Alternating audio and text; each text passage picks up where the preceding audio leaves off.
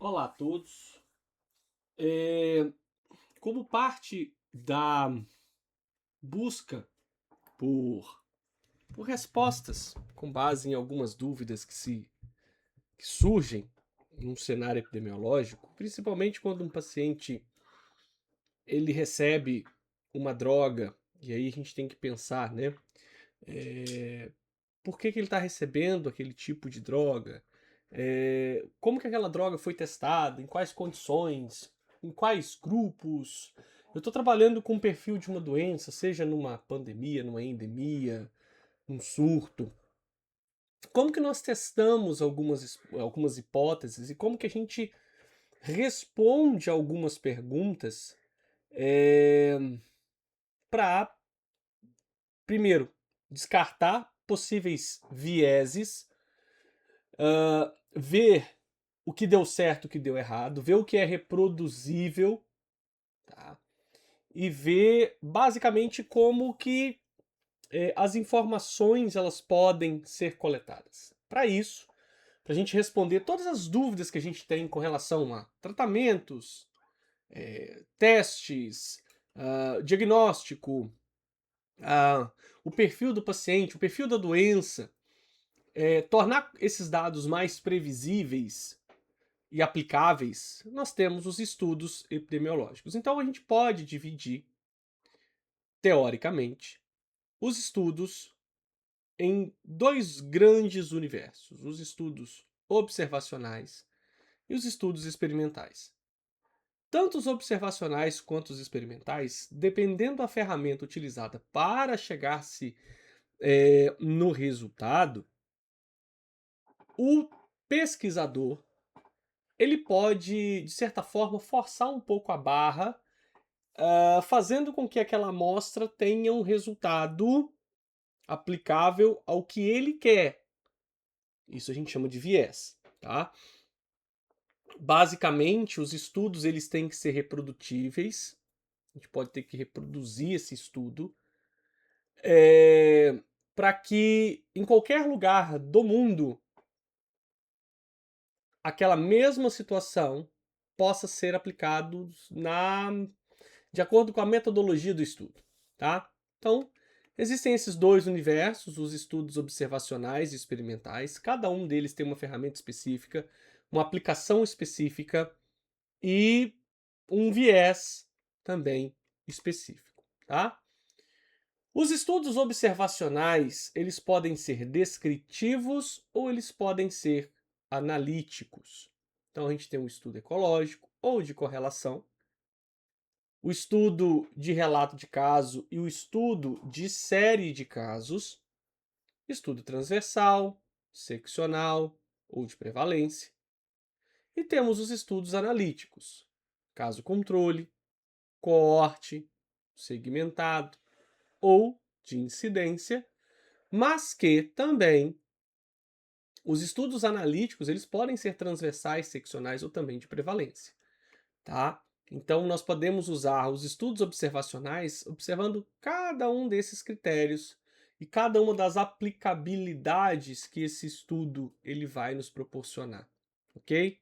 Então vamos lá. Os estudos observacionais eles não interferem no fator de exposição. Ou seja, quem está ali observando, ele não interfere no fator de exposição. A psicologia faz muito estudo observacional, em que existe um grupo testando uma variável em crianças, em adultos, adolescentes, mas existe uma pessoa que está de fora da prática experimental, que está ali avaliando todo aquele processo e vendo em quais condições os resultados são coletados, a viabilidade daqueles resultados e a mudança de alguns paradigmas, tá? Então, pensar numa observação, a gente pensa, por exemplo, na observação de um fenômeno, do comportamento de uma doença, tá? Os estudos observacionais, eles podem ser descritivos ou analíticos, como dito anteriormente. Temos um exemplo, que é o estudo ecológico, que é a primeira etapa da pesquisa epidemiológica. Eu preciso saber onde eu estou aplicando esse experimento. Eu preciso saber quem representa a minha população, eu preciso estratificar a minha população, eu preciso estratificar geograficamente o ambiente, tá? Então, muitos dos estudos que eu faço com relação a doenças parasitárias, eles têm um foco ecológico, porque eu preciso aplicar a doença em uma determinada área geográfica do planeta. Então, eu posso usar o estudo ecológico no estudo de uma população, nunca de indivíduos.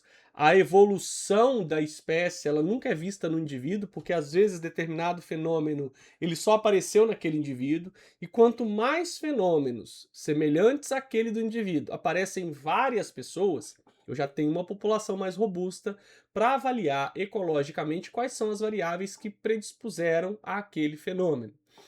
O estudo ecológico ele compara a frequência da doença entre diferentes populações e diferentes ambientes. Na maior parte das vezes, os grupos tomam a forma de uma área definida, ou seja, eu posso avaliar um setor censitário, salvo engano, o setor censitário são áreas com cerca de 210 habitantes, então quanto maior a cidade, maior o número de setores censitários. E aí agora me veio uma dúvida se são pessoas ou se são famílias, mas salvo engano são 210 pessoas em média formam um setor censitário. Então eu posso comparar setores censitários próximos, setores censitários distantes dentro de uma mesma cidade. Posso comparar cidades entre cidades, eu posso comparar estados, um estado em relação ao outro. No estudo ecológico, utiliza-se muitos dados secundários, e aí eu dependo de quem produziu essa informação, quem notificou essa informação e quem validou essa informação. Então eu obtenho esses dados nos sistemas de informação. O SINAM, que é o de agravos para as doenças de notificação, o SIM, que é o sistema de mortalidade, o SINASC, que é nascidos vivos, enfim. O problema de se utilizar dados secundários é porque esses dados secundários eles são muito subnotificados. Então a gente não tem o completo preenchimento desses dados. E os estudos ecológicos eles são utilizados para formular hipóteses, mas não para testá-los. Tá? Série de casos ou relato de caso. Então, o relato de caso é uma descrição em detalhe das características de interesse de um único paciente. Então, vocês profissionais de saúde, vocês psicólogos, vocês agentes de saúde, professores da escola, que vocês querem avaliar uma determinada condição de um aluno, uma determinada condição de um paciente, vocês descrevem a exaustão esse indivíduo. Geralmente usa-se relatos de casos para se falar de casos que são fora da curva, ou casos raros, digamos assim. Tá? O estudo de série de caso utiliza um conjunto de pacientes. Então, relato de caso é unitário, estudo de série de casos é um conjunto. Quando a gente estuda casos diferentes, casos atípicos, casos raros, tá? Então, é aí que entra esse tipo de estudo. Os estudos transversais, tá? Nós observamos o status da doença e da exposição, que são aferidos no mesmo momento. O estudo transversal ele visa determinar a prevalência de uma condição em um determinado ponto do tempo. Então, ele é um estudo mais descritivo. Ele pode ser usado para analisar fatores associados, que podem ou não ser de risco, e se a exposição precede ou não a doença. Então, um estudo analítico. É importante no planejamento da saúde e fornece hipóteses etiológicas, ou seja, da causa básica da doença, tá? O estudo de coorte é o estudo de incidência ou de segmento, porque nós estamos literalmente analisando um recorte de uma determinada população. Então a gente avalia público de pessoas expostas e não expostas, e a gente compara os desfechos dados desses segmentos. Então, o estudo de coorte ele avalia basicamente esse tipo de variável, né, num período de tempo, tá? Então, O estudo de coorte, ele avalia os casos novos da doença, ele produz medidas de risco, ele também é capaz de estabelecer uma causa etiológica, auxiliando o estudo transversal ou corroborando o estudo transversal. Tá? Ele é utilizado para análise de sobrevida, ou seja, de novembro a dezembro, os pacientes que tiveram dengue, por exemplo, qual vai ser a principal sintomatologia desses pacientes? A gente pode avaliar se as pessoas tiveram letalidade maior se nós estivermos associando, por exemplo, a uma cepa viral, tá? O tempo de seguimento deve ser o suficiente para que ocorra o desfecho. Então, doenças...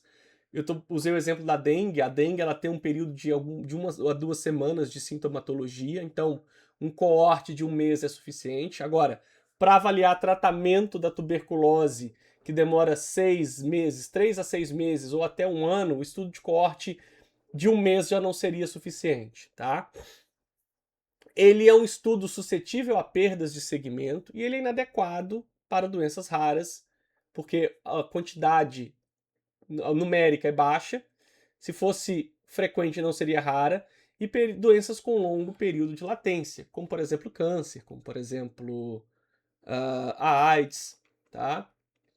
Então, o estudo de caso controle, a gente tem um grupo de interesse, que é o grupo de casos, e um grupo de comparação, que são os casos de controle.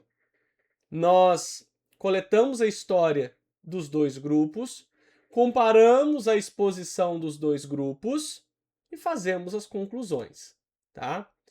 Então, o estudo de caso controle é utilizado para estudar fatores etiológicos de doença com longos períodos de latência e baixa incidência. A estosomose ela entra nessas áreas de baixa incidência, porque na estosomose mansônica, quando a gente observa, por exemplo, que a fêmea do Schistosoma mansoni ela tem baixa postura de ovos e ela não tem postura diária, é engraçado que a pessoa ela tá infectada, ela tá contaminada, mas os exames parasitológicos eles não detectam. Então a incidência da doença ela é baixa, mas as pessoas estão ali contaminadas, tá?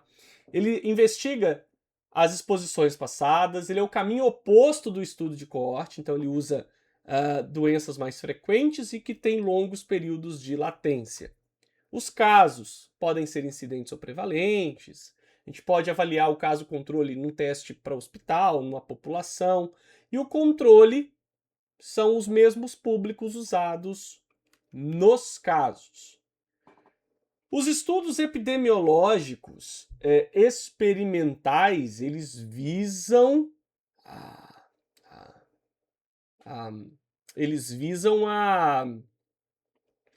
digamos, estabelecer um experimento que seja reproduzido para validar uma hipótese, né? Então, um exemplo são os ensaios clínicos, né, nos estudos experimentais, que geralmente a gente chama de estudo randomizado, é porque geralmente quem está testando não sabe em quem está testando, tá? E outra coisa é que a gente separa as pessoas aleatoriamente em 2 grupos. O grupo de tratamento e o grupo controle. Então, eu não sei quem é quem. Lógico, existe uma padronização, uma codificação para que no final os resultados sejam comparados, mas os estudos randomizados eles tendem a ser o mais aleatório possível para que não haja interferência no processo de experimento, tá? Então ele é um estudo experimental bastante importante. E por que a gente usa o estudo experimental? Para avaliar o momento da doença, né? Para ver a evolução dos casos que receberam tratamento, quem recebeu placebo, a questão psicológica no tratamento, se tem um viés relacionado à história natural da doença. Então, os estudos experimentais, os investigadores, mas não quem testa, melhor dizendo, são os responsáveis por alocar os participantes nos grupos de tratamento. eles podem aplicar uma ou mais intervenções, eles acompanham os sujeitos no tempo de forma que você vai documentar essas modificações ocorridas, são considerados as melhores fontes de evidência de uma investigação, tá? Para uma possível intervenção. Então, intervenção é usar fármaco, é testar procedimento, orientação. O controle é quem recebe placebo e não fármaco ou outros regimes terapêuticos. Tá? Então, existem os testes duplo cego, triplo cego, né, que são todas variáveis de um estudo experimental. Tá? Então, se o investigador ele determinar as exposições, é um ensaio clínico experimental. Então, ele pode ser randomizado ou clínico não randomizado. Se o investigador ele determinou as exposições, então ele é um estudo observacional. Tem grupo para comparação? Não. Então ele é um estudo descritivo. Se ele tiver um grupo de comparação, e aí fazendo analogia para diferenciar esses estudos, eu tenho um estudo analítico. Qual direção? Se é para exposição para a doença, estudo de coorte. Se é da doença para a exposição, o contrário do coorte é o caso controle. Se é a doença e exposição ao mesmo tempo, é estudo transversal. E aí fica a pergunta: e se eu estiver observando as questões da população no ambiente? É um estudo ecológico, que é um tipo de estudo observacional, tá? Então, para ajudar vocês nessa parte, né? Então, eu quero um diagnóstico, eu uso um estudo transversal, porque ele tem mais validade, ele é mais confiável. Se eu quero frequência, estudo de coorte, ou estudo transversal. Coorte para incidência, porque eu estou pegando de um ponto futuro para o futuro, e o transversal, prevalência, passado. Risco e etiologia, coorte, caso, controle. Hipótese, ecológico, caso ou série de casos. Caso é para pessoa, série de casos é para um grupo de pessoas com a mesma condição. Ou eu posso usar também o estudo transversal. Se eu quero pensar num tipo de estudo para terapêutica, é um ensaio clínico. Se é para prognóstico, é para coorte, tá? E para ficar mais claro, nos diferentes níveis de atenção, na primária, por exemplo, eu uso os estudos etiológicos para avaliar fatores de risco, uso os ensaios clínicos para avaliação dos programas de prevenção. Na atenção secundária, eu uso o estudo de validade e confiabilidade para detecção precoce. Na atenção terciária, eu uso o ensaio clínico para avaliação de resposta terapêutica. Eu uso o estudo etiológico para avaliação dos fatores de risco para complicação. Então, todos esses estudos eles têm que apresentar também uma melhoria na qualidade de vida e um custo de efetividade para a sua reprodução. Bem, essa é uma aula breve, uma aula curta. É uma aula mais teórica, voltem em alguns momentos no vídeo, façam as anotações a respeito da descrição de cada um desses casos. Bons estudos e até a próxima aula.